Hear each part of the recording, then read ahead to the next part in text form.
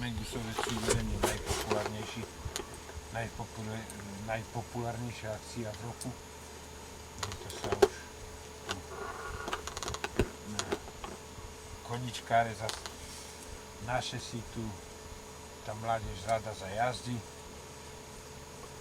a tí ostatní má dobro meno, Mengusovské rodeo, takže tí ostatní radi prídu tu do Tatroch zo všetkých končín, lebo jednak je tu pekné prostredie rovno pod Tatrami a jednak je tu aj dobrý zvuk. No a potom ľudia okrem tej športovej činnosti sa tu môžu vyžiť, môžu sa občerstviť tu po stánku, jak si vidí, a takisto aj večer zabávať. Teraz už sú slabšie tie muziky, no ale teraz znáš, pred pár rokami boli chýrne muziky, drahé. Boli tu známe muziky, včetne Grúňa, tu bol Dušan a také populárne osobnosti. Táto utkve je dlho, také niečo. A to prvé rodeo kedy sa robilo? V 87.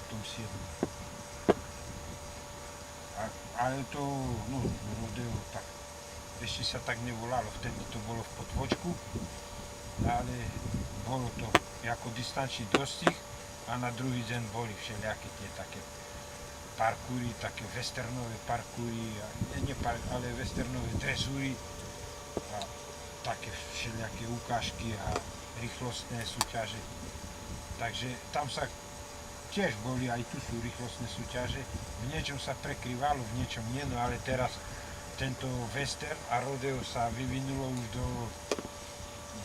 na takú úroveň, že už majú riadne tie medzinárodné pravidlá, od Ameriky sa všetko prebralo a už proste to je už ako profesionálny šport.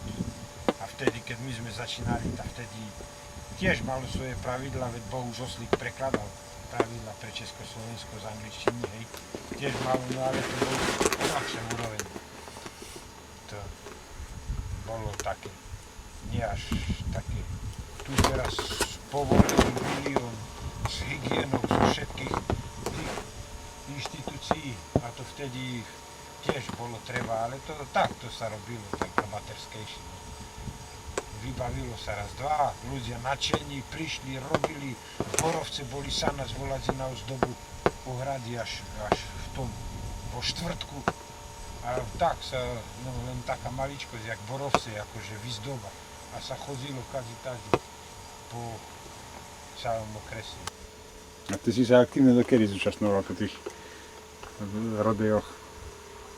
No, mojou najsilnejšou stránkou bol distančný dostih, hej, to bola moja jediná, dá sa povedať, športová disciplína, v ktorej som dominoval.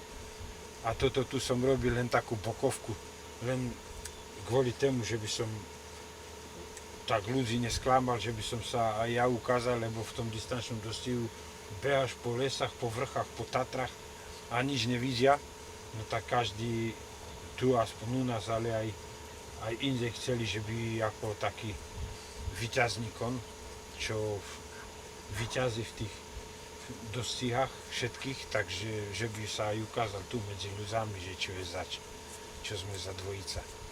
No takže to som robil len takú bokovku, na ktorú som nebol ani nejak špecializovaný ani nič, tak to bolo len také. A to, no čo ja viem, keď som naposledy, koncom 80 rokov som asi ešte sem tam možno, že dajak vystúpil. Tak koncom 80 to som už tak končil. Lebo vtedy už bolo ten dostih, tak sa behal, že som sa mu venoval riadne. A už na jednej strane a na druhej strane už to tie rodea a westerny boli, už telo bolo súťažiacich tam a telo spolkoch, že už nebolo potrebné, že by svojou účasťou som ešte zvýšil počet účastníkov rodeových disciplín alebo westernových disciplín. Tam už bolo plno účastníkov tým začiatkom 90. rokov a potom čím ďalej, tým viacej. Hej. To potom sa už začali kupovať také špeciálne kone, hej, tie americké, na tieto rode a na tie westerny a tak to furt išlo ďalej a ďalej. No to tú hradu sme postavili my, vtedy bol načelník Ľubo Boratkov a rozhodovalo sa medzi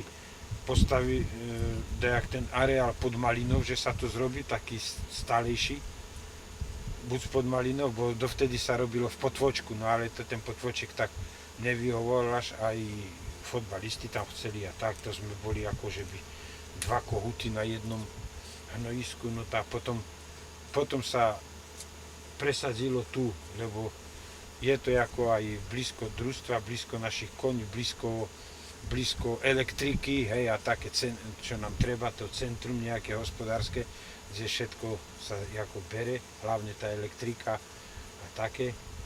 A to je jedna vec a druhá vec, že je tu kopu priestoru, aj pre divákoch, aj do vršku, že vidia z vršku dolu. Tretia vec, parkovisko pre auta je tam veľké, tu môže prísť kopu ľudí, hej, to s tým nie je problém. Štvrtá vec, majú tu dva potoky, jarky na napájanie koní, hej, čo pod Malinou nie je tam taká možnosť vás napojiť koní, tak jak tu. No a takže toto tu potom vyhralo, no. Nevýhoda, že je tu skalnatý podklad, čistá skala, museli sa dolovať skaly, vykopovať a vykopujú sa dodnes, furt ich jesť. A čím viac ich zberaš, tým viac ich jesť.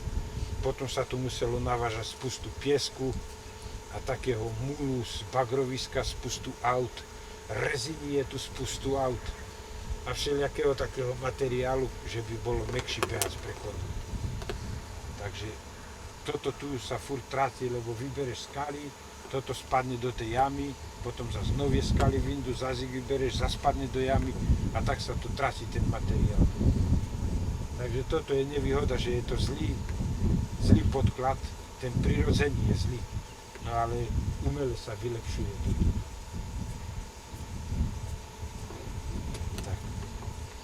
Potom nakoniec sa ukázalo, že to je dobrá myšlienka toto tu zrobiť. To dobre to bolo.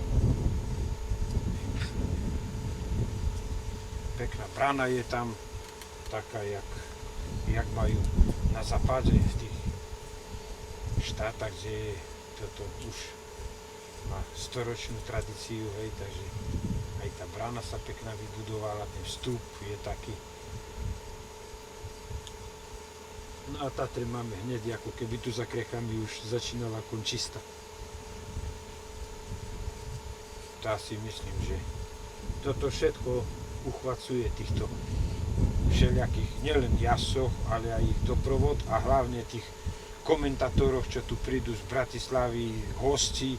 Sme tu mali ministrov z ministerstva a všelijakých štátnych tajomníkov a všelijaké vysokých hodnostároch štátnych, no tak oni si tiež všimajú toto aj jednak organizáciu, navštevnosť, ale aj prostredie, jaké to je. No lenže všetko je tu pekne a koruny nik nedá na podporu. Takže toto je také.